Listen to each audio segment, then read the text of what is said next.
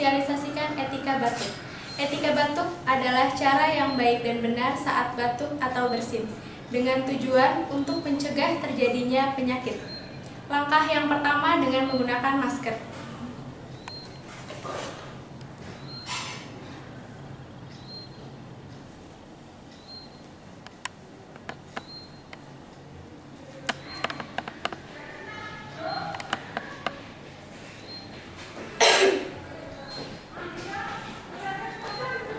Lalu buang masker ke sampah infeksius.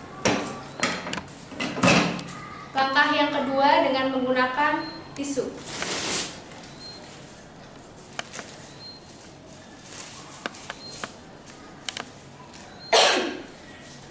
Buang tisu ke sampah infeksius. Lalu cuci tangan.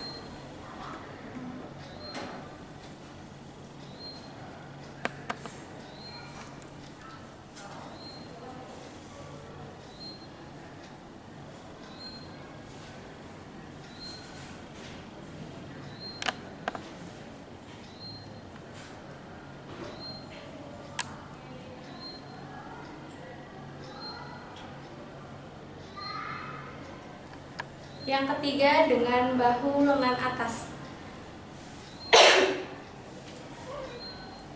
Demikian langkah-langkah etika batuk. Terima kasih.